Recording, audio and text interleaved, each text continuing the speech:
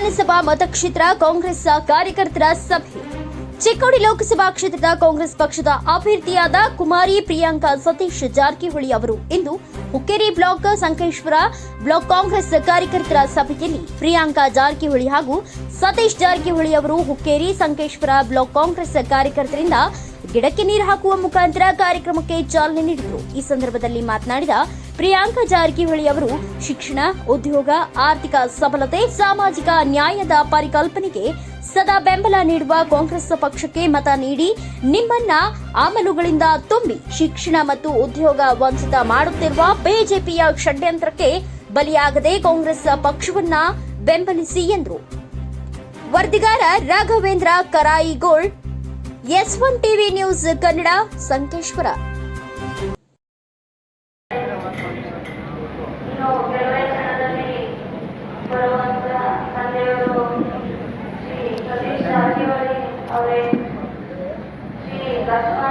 Lakshmanrao Chikle sir ಅವರೇ, Shri Veer Kumar Patil sir ಅವರೇ, Shri Shashikant Nayak sir ಅವರೇ, ಶ್ರೀ ವಿಜಯ ರಾವ್ಜಿ ಸರ್ ಅವರೇ, ಶ್ರೀ ಸಂತೋಷ್ ಮುದೋಶಿ ಸರ್ ಅವರೇ, ಶ್ರೀ ಸುನೀಲ್ ಹನುಮನ್ ಅವರೇ, general secretary KPCC, Shri Sudhakar Badiger ಅವರೇ, ಜನರಲ್ ಸೆಕ್ರೆಟರಿ ಕೆಪಿಸಿಸಿ, ಹಾಗೂ ಶ್ರೀ ವಿನಯಗೌಡ ಪಾಟೀಲ್ ಹಾಗೂ ಶ್ರೀ ಋಷಭ್ ಪಾಟೀಲ್ ಅವರೇ, ಹಾಗೂ ಅವರಿವರ ಎಲ್ಲರೇ ವೇದಿಕೆ ಮೇಲೆ ಆಸೀನರಾದ ಎಲ್ಲ ಗಣ್ಯಮಾನ್ಯರು ಹಾಗೂ ಹುಕ್ಕೇರಿ ಕ್ಷೇತ್ರದ ಎಲ್ಲ ಜನತೆಗೆ ನನ್ನ ನಮಸ್ಕಾರ ಹೇಳುತ್ತೇನೆ.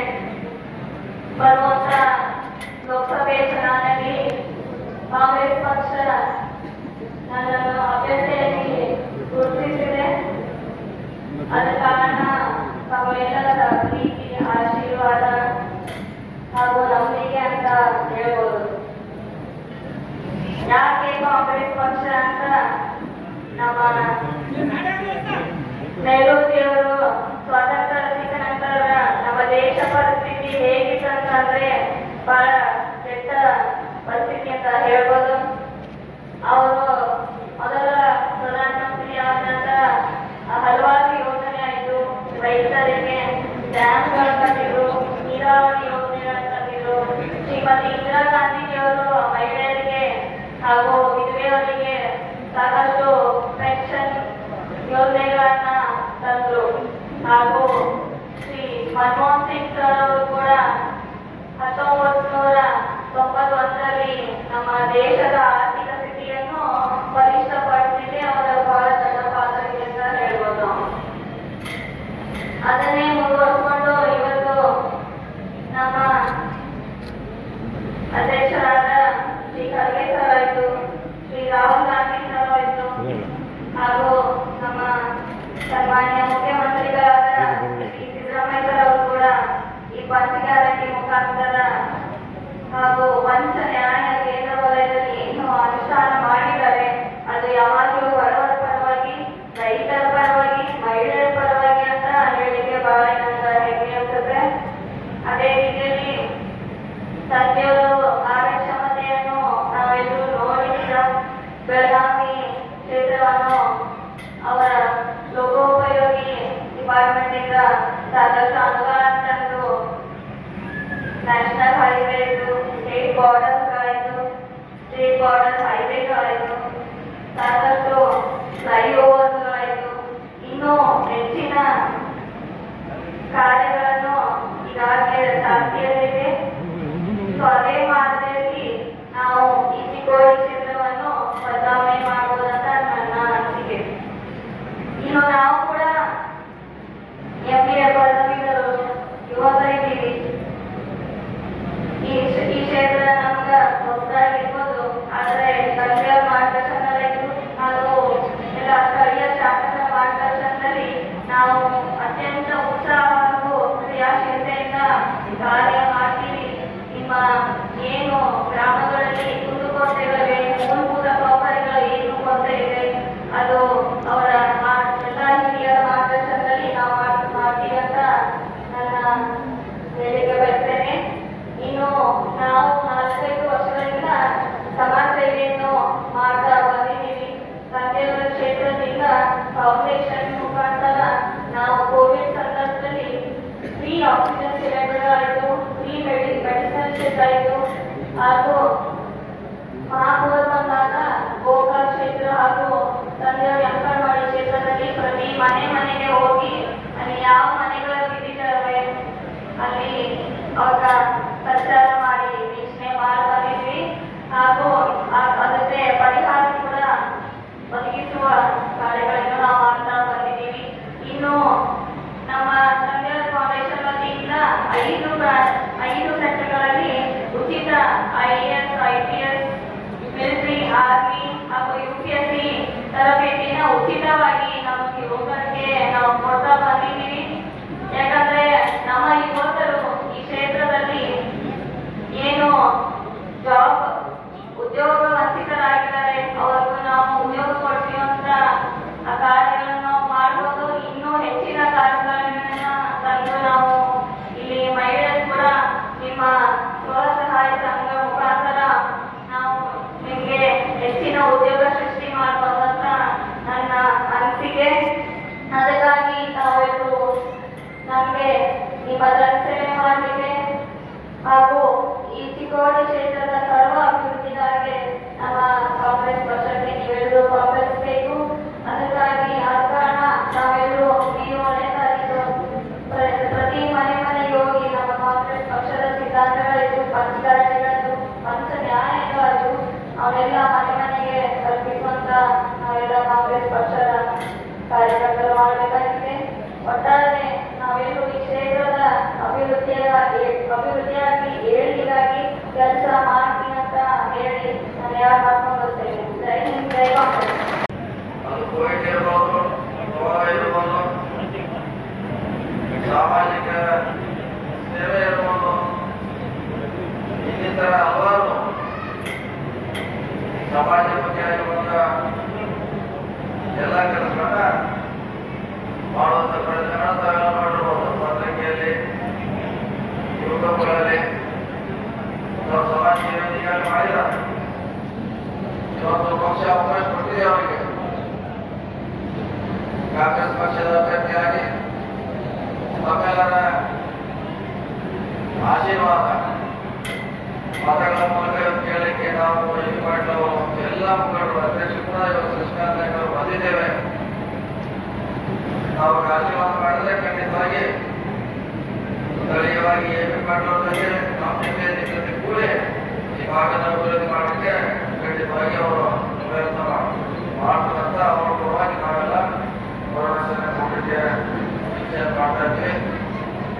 ನಾವೆಲ್ಲ ವಿಶೇಷವಾಗಿ ನಮ್ಮ ಗ್ಯಾರಂಟಿಗಳನ್ನ ಮಹಿಳೆಯರ ಗ್ಯಾರಂಟಿಗಳನ್ನ ನೀವೆಲ್ಲ ಮನೆ ಮುಗಿಸ್ಬೇಕು. ಸಿದ್ದರಾಮಯ್ಯ ಸರ್ಕಾರ ಮಹಿಳೆಯರ ಸಬಲೀಕರಣಕ್ಕೆ 5 ಗ್ಯಾರಂಟಿಗಳನ್ನ ಕೊಟ್ಟಿದೆ. ಅದು ಹಿಂದೆ ನಮ್ಮ ವಿಧಾನಸಭಾ ಚುನಾವಣೆಯಲ್ಲಿ ನಾವು ಭರವಸೆ ಕೊಟ್ಟಿದ್ದೇವೆ. ನಮ್ಮ ಸರ್ಕಾರ ಅಧಿಕಾರಕ್ಕೆ ಬಂದ್ರೆ 5 ಗ್ಯಾರಂಟಿಗಳನ್ನ ವಿಶೇಷವಾಗಿ ಮಹಿಳೆಯರಿಗೆ ಕೊಡ್ತೀವಿ. ಅವರ ಆರ್ಥಿಕವಾಗಿ ಗಟ್ಟಿ ಮಾಡಿದಂತ ಸಿದ್ದರಾಮಯ್ಯ ಅವರು, DK ಶಿವಕುಮಾರ್ ಅವರು, ಕಾಂಗ್ರೆಸ್ ಪಕ್ಷ ಭರವಸೆ ನೀಡಿತ್ತು. ಈಗಾಗಲೇ ಜಾರಿ ಮಾಡಿದ್ದೇವೆ. ಬಸ್ನಲ್ಲಿ ಉಚಿತ ಪ್ರಯಾಣ ಇರ್ಬೋದು, 2,000 ರೂಪಾಯಿ ಟ್ರಾವೆಲ್ಸಿಂಗ್ ಇರ್ಬೋದು, ಇನ್ನೂ ದಿನ ಉಚಿತವಾಗಿ ಸರಬರಾಜು ಮಾಡುವಂತ ಪ್ರಯತ್ನ ನಮ್ಮ ಸರ್ಕಾರ ಮಾಡ್ತಾರೆ. ಆ ಹಿನ್ನೆಲೆಯಲ್ಲಿ ನಾವೆಲ್ಲ ಮಹಿಳೆಯರು ವಿಶೇಷವಾಗಿ ಕಾಂಗ್ರೆಸ್ ಅನ್ನ ಬೆಂಬಲಿಸಬೇಕು. ಯಾಕೆ ಬೆಂಬಲಿಸಬೇಕಂದ್ರೆ ನಿಮ್ಮ ಪರವಾಗಿ ನಮ್ಮ ಸರ್ಕಾರ ನಿಂತಿದೆ.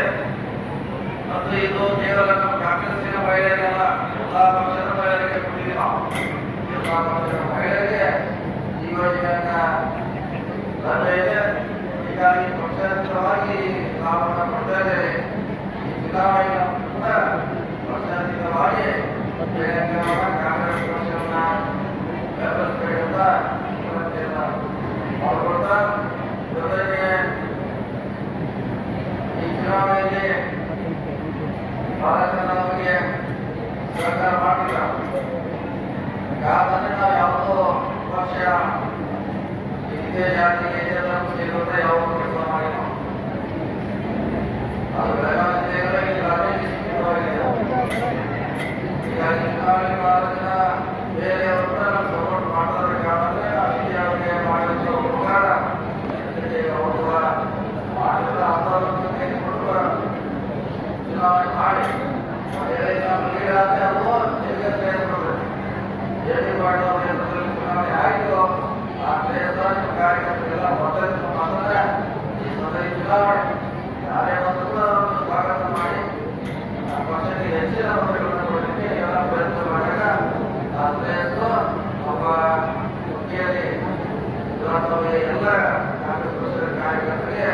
ದೇಶದ ಮಾತೃತ್ವ ಮಾಡ್ತಾರೆ. ಹೇಳ್ತಾ ಜೊತೆಗೆ ಮೋದಿಯವರ 10 ವರ್ಷಗಳ ವೈಫಲ್ಯನ ಹೇಳಬೇಕು. 10 ವರ್ಷಗಳಿಂದ ಏನೇನು ಭಾಷೆ ಮಾಡಿದ್ರೆ ನಾವು ರಿಪೀಟ್ ಮಾಡಬೇಕು. ಮೊಬೈಲಲ್ಲಿ ಅಲ್ಲ ಮೋದಿಯ ಭಾಷಣ ನದಿ ಜೋಡಿಯಿಂದ ಪ್ರಾರಂಭ ಮಾಡಬೇಕು. ನದಿ ಜೋಡ್ಕೊಂಡು ಹೇಳಿದವರು ಗಂಗಾ ನದಿಯಿಂದ ಕೃಷ್ಣಾ ನದಿಗೆ ನೀರು ಕುಡ್ಕೊಂಡು ಹೇಳಿದ್ರೆ ಬಿಜೆಪಿ ಅವರು ಮಾಡ್ತಾ ಇದ್ರು. ಅಲ್ಲೇ ಹೇಳಿ ಈಗ ಬ್ರೇಕ್ ಟ್ರೈನ್ ಬರಲಿಲ್ಲ, 15 ಕೋಟಿ ಬರಲಿಲ್ಲ, ರೈತರ ಆದಾಯ ಡಬಲ್ ಆಗಲಿಲ್ಲ. ಯಾವುದೇ ಬಿಜೆಪಿ ಕೊಡುವಂತ ಭರವಸೆ ಆಸ್ಪತ್ರೆಗಳು ಈಗ ಬೇಕಾಗಿಲ್ಲ. ಇದನ್ನು ನಿಲ್ಲಿಸುವಂತ ಪ್ರಯತ್ನ ಮಾಡಬೇಕು. ಕರ್ನಾಟಕದಲ್ಲಿ ಇರುವುದು ಸಿದ್ದರಾಮಯ್ಯ ಹವ, ಮೋದಿಯವರ ಹವ. ಅದನ್ನೆಲ್ಲ